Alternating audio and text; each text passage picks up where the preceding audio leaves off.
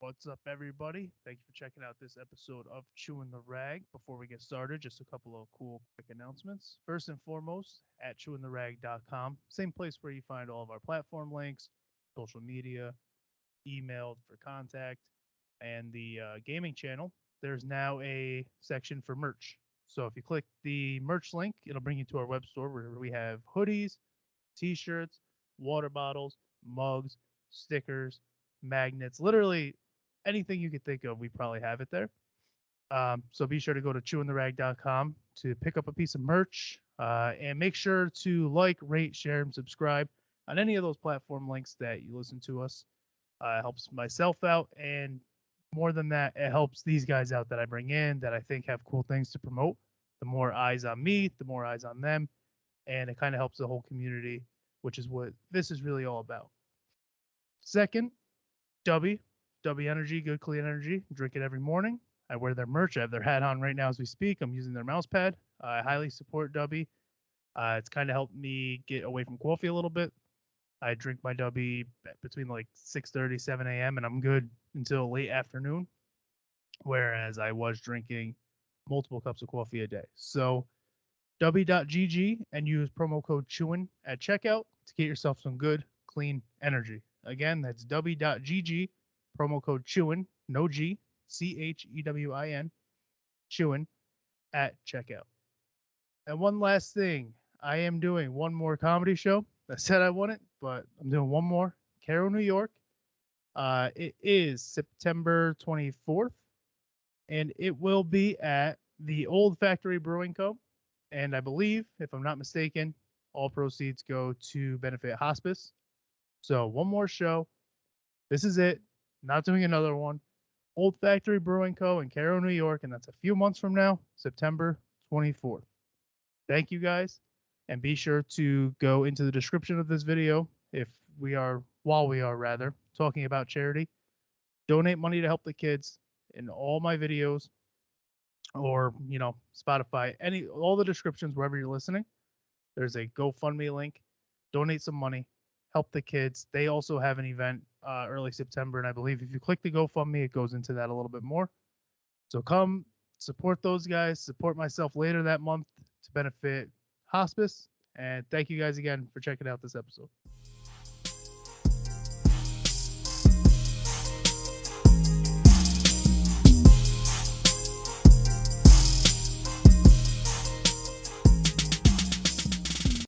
Welcome to this episode of Chewin' the Rag. Today's another solo episode, but not really updates. Today we're just going to do a lot of complaining because there's a lot to complain about today. Nah, nothing too bad. Just some news. First and foremost, Bronny James went down. Cardiac arrest, they're saying, which is always fun in 2023 because now for the next week and a half to 2 weeks, we'll hear about the vaccine and how everybody is collapsing because of it, and nobody's ever collapsed due to heart issues before the vaccine, whether they were healthy, unhealthy, young, old, whatever it might be. Nope, it's because Bronny got the goddamn jab. When you listen to Big Pharma and you go out there and you go get your shot and your booster and your other booster and your booster's booster, you're gonna also go into cardiac arrest. Bronny James is just one. We had the Mayor Hamlin. We got Brandy James. We got shut the front door, dude. Bro, the thing is, like, athletes especially, not necessarily Bronny because, he comes from a built different. He comes from LeBron James. So they have, like, top of the line stuff. But young athletes are constantly experimenting with, like, supplements and different regimens and pushing their body when they probably shouldn't be pushing their body and everything else. So the fact that we're hearing guys collapse or about guys collapsing, it's not really all that surprising when it happens to an athlete, because no athlete thinks that it won't. Like, no athlete goes out saying, like, oh, that could happen to me. Nobody thinks like that. It's all about working hard and pushing yourself, and it's fucking hot right now. So obviously that could happen to anybody. I hate the whole narrative that it's because of, the vaccine or the jab. Nobody calls it the vaccine. They all just call it the jab, which is hilarious. But it's going to be fun to see that literally everywhere for the next 2 weeks or more. So I'm going to try to avoid all conversations regarding that because it's never somebody who knows what the fuck they're talking about. It's never somebody who knows modern medicine or medicine in general. It's always people. What the fuck am I doing? I'm just trying to put that down. It's always people that just I did my research. What's your research? Well, somebody that I really respect tweeted about it. Sure, that's about all I got. And that's always the accent I go to, by the way. It's, there's a lot of nice people with that accent, but it is what it is. It's not fun to not do an accent when talking about research and whatnot. Another thing that is hilarious to see people fucking outraged about right now is the Barbie movie. Bro, how do you go into a movie? First of all, it's titled Barbie. For those who don't know what the fuck Barbie is, it's a doll. It's a woman who's had more jobs than fucking anybody I've ever met. And it's like, she's a skinny, it's just a fucking Barbie. I don't know. So, like, these people are like, they're trying to take down the patriarchy. What the fuck do you think Barbie's about? This bitch, hold on. Let me just, please hold. Fashion designer, flight attendant, nurse, tennis player, candy striper, astronaut, fashion editor, Olympic skier, babysitter, fashion model, cashier, teacher, veterinarian, musician. She's just a local musician. It's just fucking her with 4 guys behind her fucking big things coming soon. Never fucking post any music. Ice cream cart owner. Game show ice cream cart owner. She's had jobs that like nobody wants that job. Nobody's just like, come get your Dippin' Dots. It's fucking 102 outside. Game show host, candy and ice cream. Why does she do so much with candy and ice? I guess kids, right? It's also like that's 88. So UNICEF ambassador, figure skating, military, beach snack stand, business executive, rapper. Okay, what the fuck is it? Look at this shit. For those on video, it's hard to see. What that's just look up rapper Barbie. That's insane. Doctor, police officer, Jillaroo. I don't even know what the fuck a Jillaroo is. It sounds racist. Actor, pet groomer, scuba dive. Like Barbie at Arby's. She's had everything, dude. The whole point of Barbie is to tell little girls, like, hey, you can be anything. You could have your Malibu beach house. You could own a fucking ice cream cart, apparently. You could work at fucking, come on, Barbie, work at Arby's. Yeah. Like, you could do anything that you want to do, like Blue's Clues, You could do literally any job that you want as a woman. That was always the whole point of Barbie. I don't know why people like Ben Sharpie or whatever the fuck his name is go out. First of all, why are you going to see that, you creep? Go to the movie, come out, and have any expectation or anything. Like, what did you think you were going to go see when you went to go see fucking Barbie? Did you think it was just going to be like, honestly, I know what you want. You wanted tits. That's all you wanted, you little fucking pervert. You wanted to go and you wanted to see this little fucking doll, half naked, dude, just like you did as a kid. You pull it down, you fucking, it's just flat. You're like, oh, now I can see it on the big screen. Maybe it's not flat, you little dirty birdie. I know what you want, dude. I have no idea why people expected anything other than a movie that's promoting, like, not dealing with patriarchy when literally the whole fucking line is about women empowerment and everything. I'm guessing. I don't know. But like women were pissed a few years ago about Barbie. Everybody forgot about that. The unrealistic expectations. She's this little fucking skinny blonde thing with the big house and the convertible and everything else. People forgot about that real fucking quick. As soon as the movie came out and they put $90 fucking million into marketing that they already made back in one weekend. Like, everybody's talking about Barbie and they combine it with like Oppenheimer or whatever. I've seen not one preview for Oppenheimer. I haven't seen a clip of the movie, a trailer. All I've seen is people went to see it. But the Barbie thing, I saw fucking everywhere. The amount of money that they put into marketing for that. And I guess it probably makes sense because it is such a big brand. You probably got the money from the studios and then the toy and everything else. So it makes sense that it got such a big marketing push, but it is fucking insane to think about how much I saw of that when a movie like Oppenheimer, which I didn't even know was a fucking thing until everybody called it like Barbieheimer or whatever the fuck it was. Like a movie like that is out, and all anybody's talking about right now is Barbie. I've actually heard, besides the weirdo like men who are like, all they want to do is turn us all into fucking Barbies. Besides those guys, I've actually heard the movie is funny, and like even men who aren't fucking stupid and knew what the fuck Barbie was about were like, like Ryan Gosling was really funny in it, Michael Cera's in it, Will Ferrell's in it. So I heard it's actually funny. I don't know. But it's just the people on the other side who don't know what Barbie is, but obviously went to go see it and were fucking surprised that it was a whole women's empowerment, whatever the fuck the argument was. I didn't actually listen to his argument. I just saw that, and not just him, but a bunch of people were like, oh, should I even bring my daughter to see this, or is it another woke movie? That's the big thing right now, is calling every movie woke. What do you mean it's got a black actress in it, dude? Why is everybody going woke?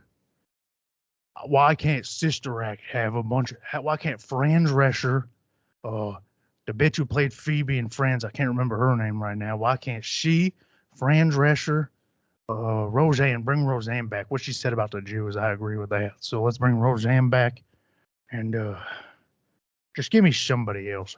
Maybe Lorelai from the Gilmore Girls. She's a good Christian woman. Maybe her. Why don't we do a nice Sister Act with Lorelai, Phoebe, fucking, I already forget who I said, Fran Drescher, and the other bitch there that I said. Why don't we do a Sister Act with them and fight back against these woke people?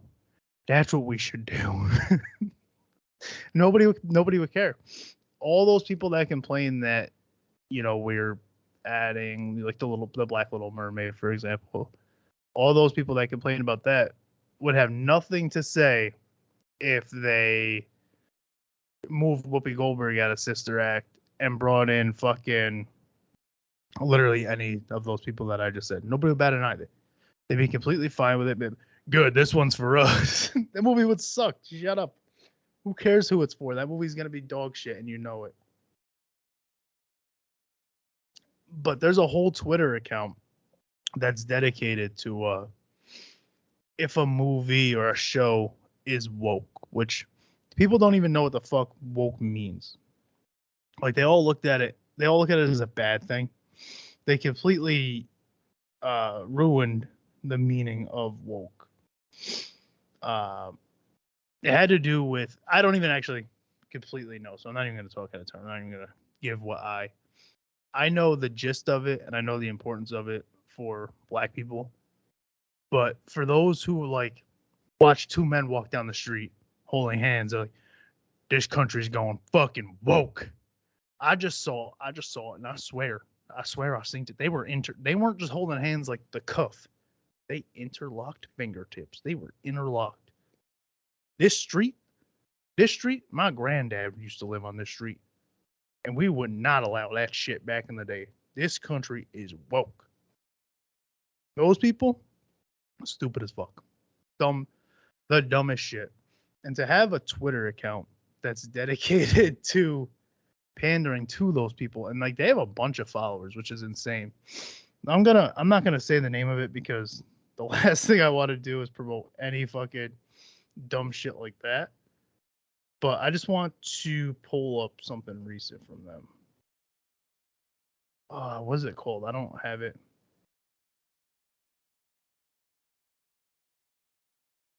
Fuck. I wish I saved it. I really do. Fuck. Nothing like listening to silence while somebody types.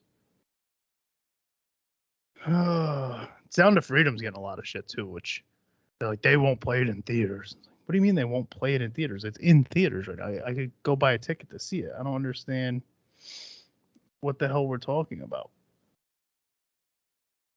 Like, the Barbie movie is woke. Conservatives should probably stop complaining about woke movies and art. Wow, dude, I'm so annoyed that I can't find this account because it is the dumbest shit I've probably ever fucking saw. And I just wanted to read a couple of things that they do. Is it this? Oh, here's like a here's like a satire one. Woke movie reviews. A bunch of farm-bred racists and Forrest Gump meet their German friends for beach day. Saving Private Ryan. That's not what I'm looking for. That's a satire one. Anyway, the fact that there's even an account that exists that I clearly can't find right now, but I know it's out there because I interacted with it and called them dorks. It's annoying me that I can't find it. But the fact that an account like that even exists just shows like where we're at. People always talk about like the divide, and they usually do it like black and white, LGBTQ and straight. Like, that's really not where the divide is. There is obviously racism and sexism and all that shit, but like the biggest divide right now is just people who have that insane line of thinking, and then the people on the other side who have an insane line of thinking. And like, you get a few people in the middle, sprinkled in there. But the biggest divide right now is like views for sure, whether it's like politics or religious, kinda, not so much anymore. That doesn't really happen until you start fucking with laws based on religion, like the Roe versus Wade shit and all that. That's when you start getting into like you're treading religious territory. But the biggest divide right now is 100% just views and the way people view shit. Like the gay thing, obviously. Everybody's they're pushing it on our kids. They're pushing gayness on our kids. Even like I've heard people that I never would have thought would say some stupid shit like that say it. And then it's like, bro, I'm not gonna have this conversation with you because I don't give a fuck what you're talking about right now. I don't. If you watch a movie and there's a gay couple in it and they're fucking holding hands, it is what it is, dude. You know how many movies I watched growing up where there's straight sex? Do you think I needed to see that? No, but did you care? No, you fucking put the movie on still, so shut up. Shut the fuck up. It's just, it is what it is. We're more accepting now. That's all that is it's not about, they're putting this in the movie to try to push, blah, blah, blah. It's an accepted thing now. You don't have to be closeted. And obviously some people do feel like they have to be because of the fact that we have those other views. But like overall, the acceptance is there. That's why you're seeing that. And sure, there are probably some movies that are just trying to push their agenda or meet like their fucking quota to try to get past, whatever that is. But that's show business, baby. That's show business, baby. And there ain't no show business. There ain't no business. Like, just had a fucking just ruined everything I was talking about. All good. What else? We are on a fucking real strange start right now. Usually in the beginning, I'm like, oh man, something, went away with my son, did this, just a couple updates on the studio, blah, blah, blah. Today I was like, Barbie's a good fucking movie, and if you don't like it, you're the fucking asshole. I haven't even seen it. Don't even have any interest in it. But like, the only thing that's making me interested in it is the people complaining about it. That's it. That's all it is. But let's get away from all this nonsense. Let's bring it back to what Chewin' the Rag's all about. Speaking of, see this shirt right here? It's the black and blue variant. It's a premium quality shirt. It's real comfortable. I'm not just saying that. ChewinTheRag.com. Already talked about it in the intro. We're not going to get too much into that, but just letting you know that I'm wearing it. My son's got it. Listeners are starting to get their stuff, and I haven't heard any complaints from anybody. The only complaint I have is actually my own shit. I made these mugs. Well, I have mugs on the market and the logo was really low, and I didn't realize it until I ordered it. And then so I went in and fixed that. But that's my only complaint was me just fucking up. And I ordered it, and I was like, I'm not really happy with this. I'm like, well, fuck, if other people ordered it, they're not going to be happy with it either. So fix that up. What do we got going on? What do we got going on in real life? Not this fucking social media complaining that everybody's doing. We got my buddy's weddings this weekend. That's gonna be fun. I'm in it, which is interesting. If you're a friend of mine, don't ask me to be in your wedding. Fuck you, Alex. You know, you got me running around, getting the fucking shirt. And you got to be there at this time to do this thing and day. And I'm married, so I did it to other people. So, you know, maybe I'm a hypocrite, but don't ask me to be in your wedding. You know who I am. You know how I am. I don't want to do it, but I'm gonna do it because I'm a friend, and you obviously like me enough to have me in your wedding. So I'll be a party, a big day. It'll be a big party, a big day. But future reference for those of you out there, unless you're making me like the best man, because then I get a title. Don't ask me to be in your wedding. I don't want to be in your wedding. I promise. Don't ask me to do anything. Anything that I have to find parking, I don't want to do. And people know that about me. If I text you, we're supposed to be doing something, and I hit you up and I say, how's parking? Just know I'm already considering not going. So lie to me. Lie to me and say, parking's great. And just when I get there, say, oh, man, it must have filled up before you got there. Whew. Yeah, it's real busy now. When earlier it was fine. I got here, I found a spot, no problem. Lie to my fucking face, because you know if you tell me, oh, well, you know, it took us about 15 minutes, that's it. I'm not going. I probably talked about this before, but I'm going to harp on it because that's just, if I text you house parking, lie to me. Always lie to me. Never say the truth about how the parking is if you want me to be there. If you don't want me to be there and you didn't know how to let me down, you know what to say, dude. Chances are I didn't want to be there anyway. I'm content with doing very little socially. Because I think it's because I like did so much socially growing up. Like I was always out. I was never home. I talk about it. You know, I've talked about it before where there wasn't really much for me to do at home. So I was just out skating and in the streets and running around. And then I found shows in high school. I was going to shows in high school and then played in a band and then did all that shit and the comedy clubs and blah, blah, blah, blah, blah. So like, and it sucks because I do get in these moods where I'm like, oh, fuck, I want to see all my friends. I got to go to a show. And I'm like, I hit up my friends and I'm like, yo, you know, you still got tickets. I'll buy them. I'll buy them. And then as I get closer, and this happened in May, which May was just swamp for me in general. It always is. But as it gets closer, I'm like, fuck, I can't go out that night. I got to be home and watch my son. And he's not going to want to, you know, if it was like last night, he's not going to want to fucking sleep anyway. Dude kept me up till like 11. He just kept coming out of bed.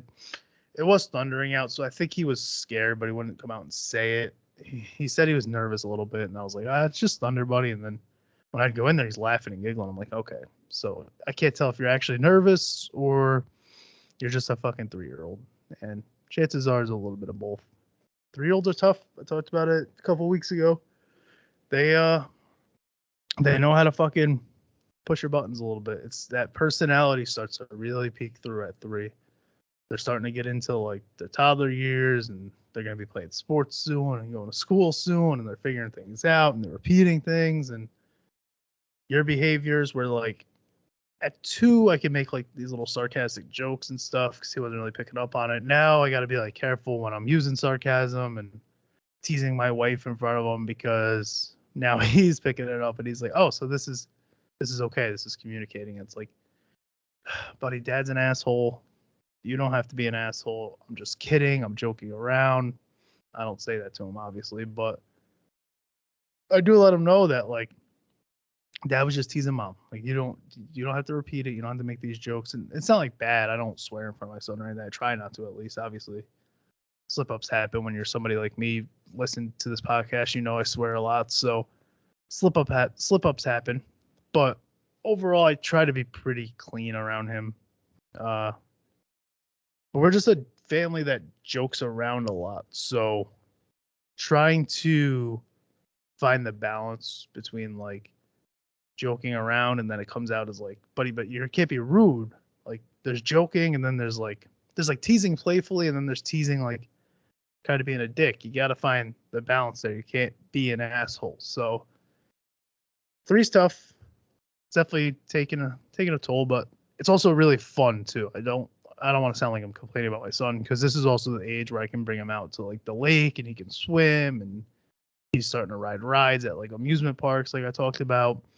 If he wants something, he's now able to just be like, hey, this is what I want. Let's go outside. Let's go play. Let's go do things. And I feel like I was talking to my buddy Alec.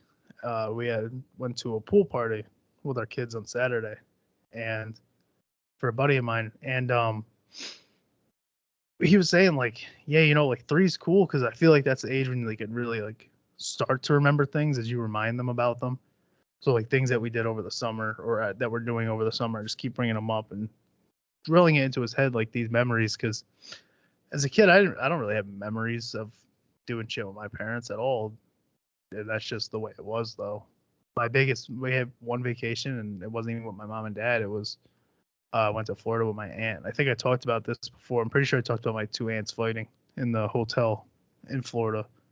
If I didn't, yeah, they fought. They were like half naked. My one aunt called my other aunt a douche, and then they threw hands. And I think it was something about bringing me on vacation. To be honest, if I recall, the truth came out about that. But it is what it is, baby. We're like the little me, my brothers, that household. We're like the little black sheep family where it's like those guys. And I don't know. It's not our fault. We were fucking. These are our parents. What do you want me to tell you? But it was fun, fucking seagull. I had a joke about it. I was trying to work a joke out. You feed the dolphins at SeaWorld or whatever the fuck it is. And a seagull came and like just ruined my whole fucking day because it took the fish out of my hand and it bit my finger and I cried like a little bitch. And I think I was like 8 or 9 years old and I was trying to do like a whole joke about, people are talking about boycotting SeaWorld. And I was saying, yeah, I definitely want to boycott SeaWorld, but not because I give a fuck about dolphins. It's more or less the other animals coming into SeaWorld, but never really worked out. It was never that funny of a joke.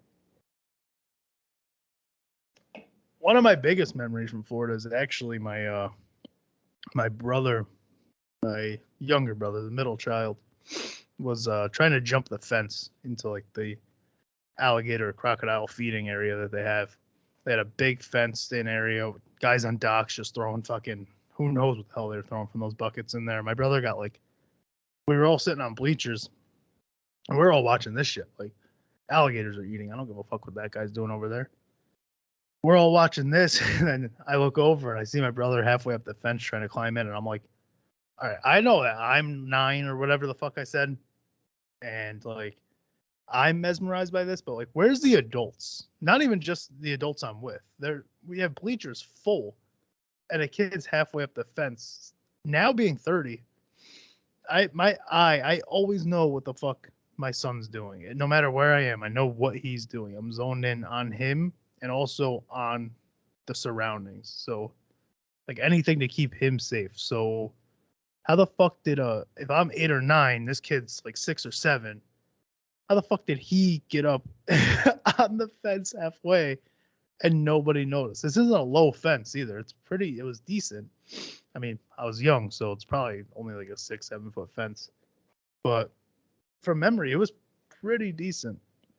And I don't understand how situations like that happen. You always hear about emergencies where children scoot away and get into some. And I understand, like, I don't always want to blame parents because it is tough to be fully aware at all times. It's not like an easy thing. I kind of have to force myself to do it, So you don't want to blame a parent, especially a single mother who's like trying to reach into her bag and get something, and then her son just fucking takes off. Kids are fast. You don't realize how fast they are, but they're sneaky. And if you go to like a busy, amusement park or theme park or something, there's a good chance that little bastard's gonna get away if he's able to get away. Like the crowds are there, he's gonna blend in. He's knee high, waist high on people. So I understand that, but like personally, like I said, I'm just so zoned in on when we're out. I'm zoned in on my wife, zoned in on my son, zoned in on where we are. I know I can see the car passing by. I can see the kid running over there. I see the grown ass man over there in the bushes. I don't know what he's doing, but he's in those bushes.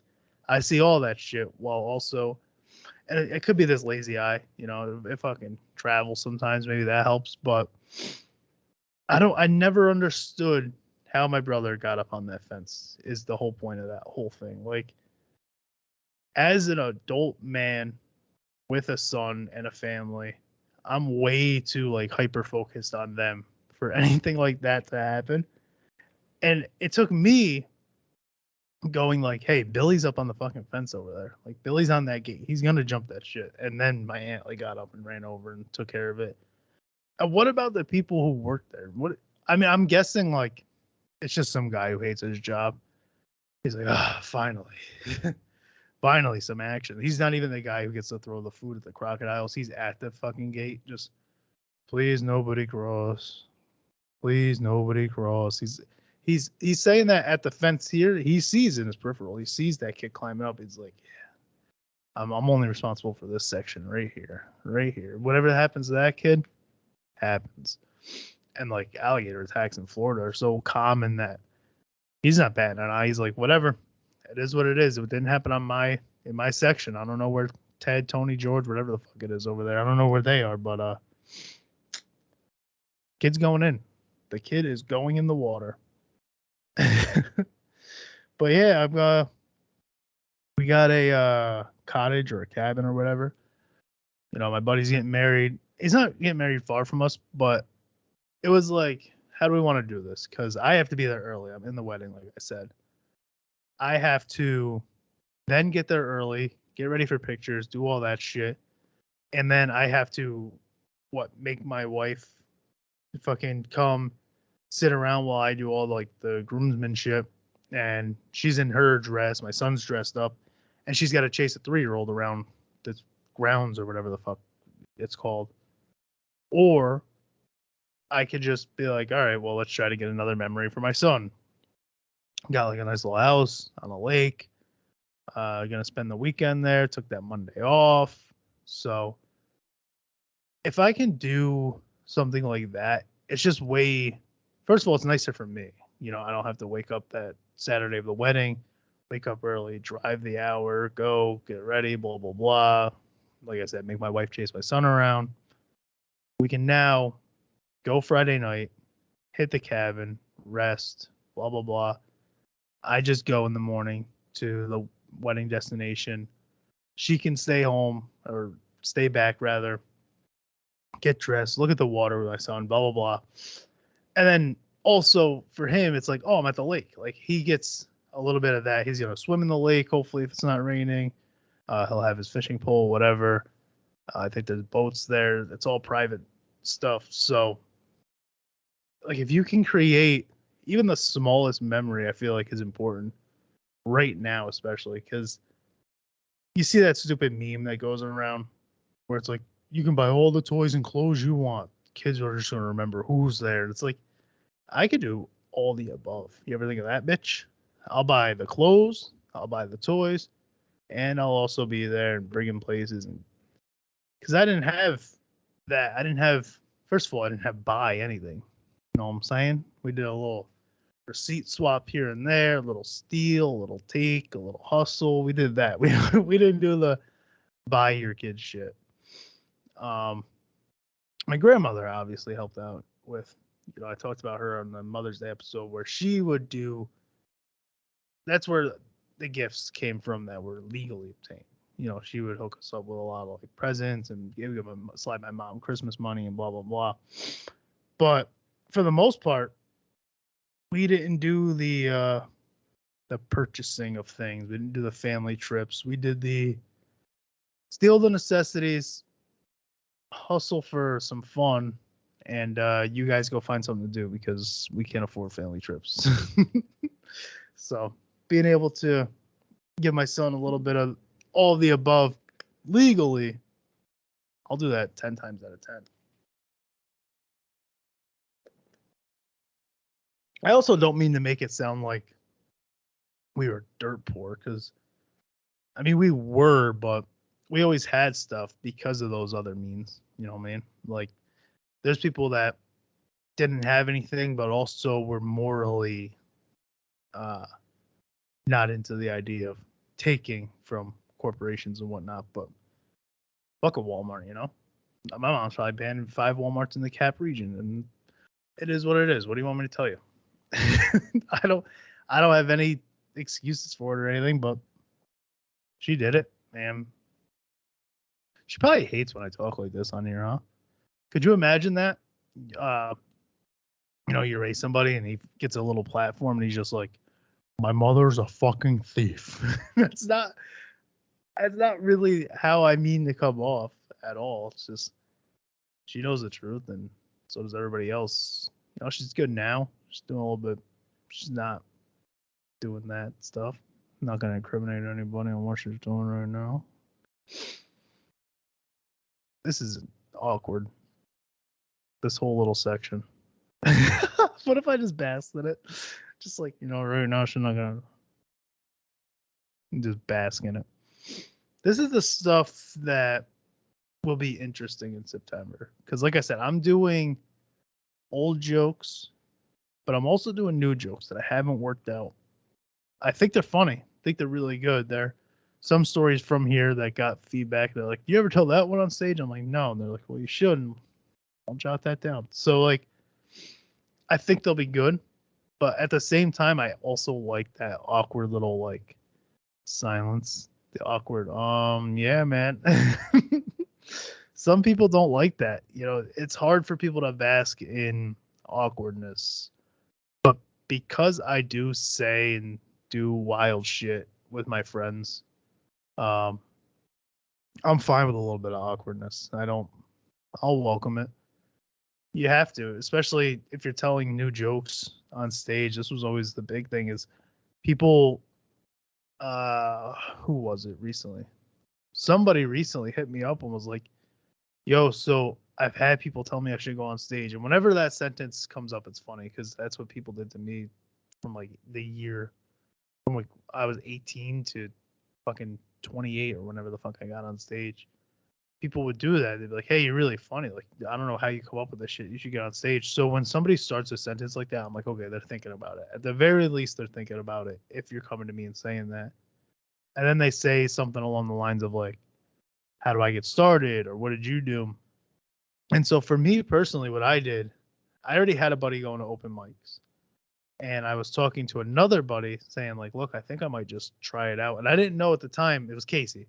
I didn't know at the time Casey was already doing open mics. And he texted me, was like, hey, Jake said you were considering doing comedy.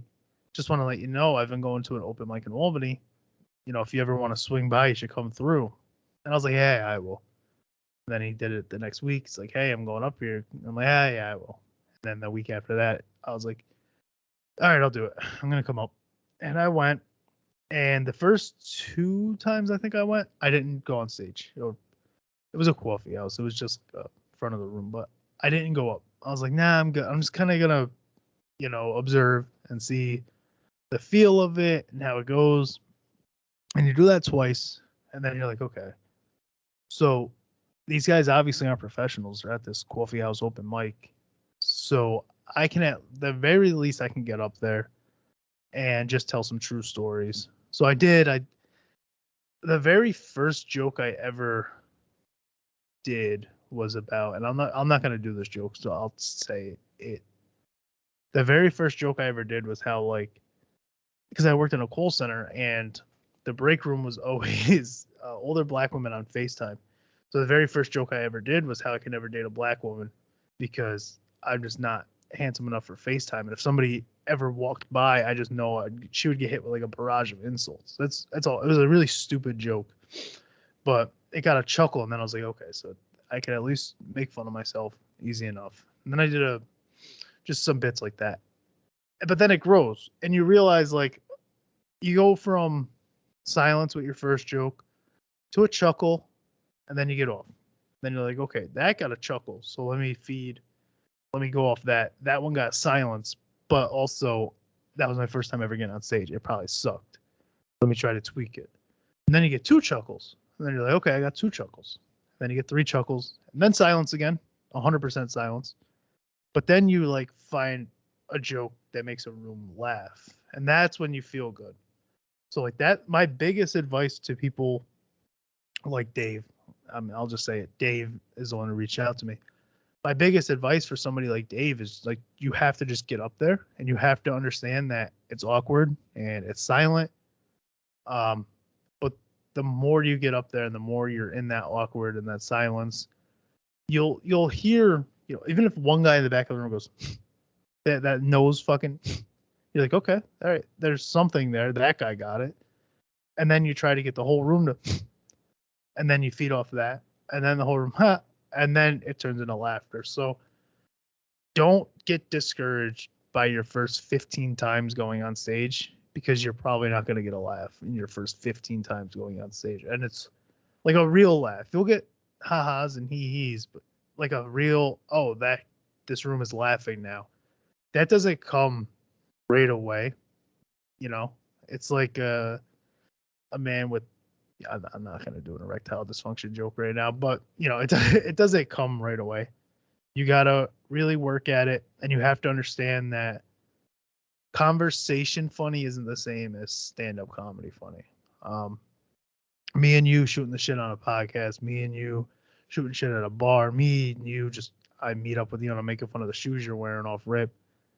That's a lot different than sitting down, opening a notebook and saying, what do I think would make a room of strangers laugh? If nobody in this room knew me and I was paid to make them laugh, what would it take? And that's what's tough. And you're not paid in the beginning, but you have to look at it like that. Because eventually the goal, if you're up there and you're continuously going, the goal is obviously to get paid. I don't care if you say it's not.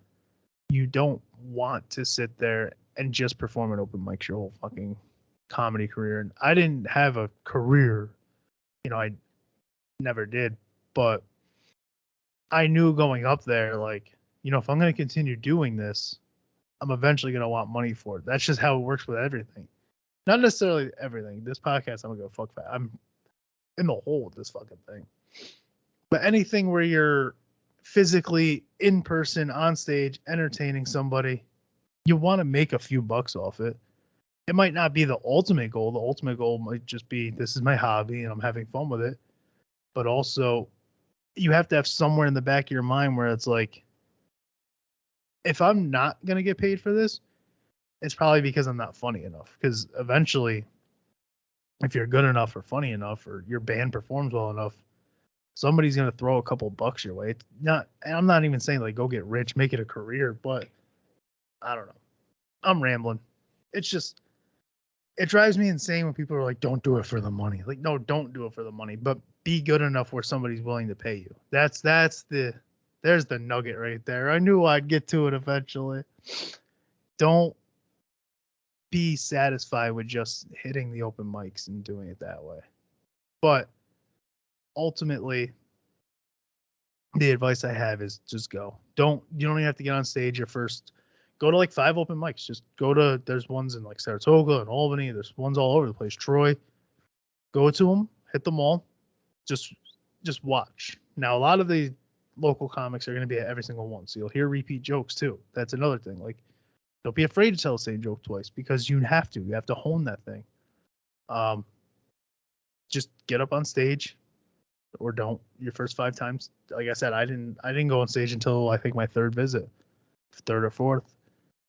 Just go, listen, observe, see how these people are doing it.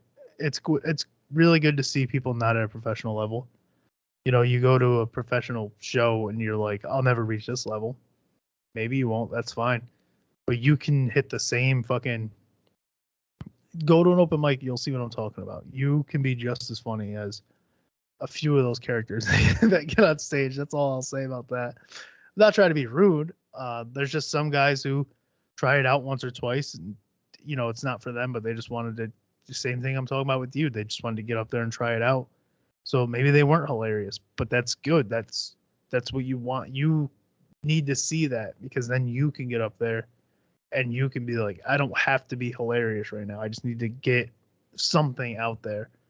I also, Kevin Hart's book, I think I talked about it on here, really helped me out because I stopped doing shock value and I started doing what I do on here, which is like the real shit, like talk about my upbringing and my family and blah blah blah and shit that I thought like shit that what is it?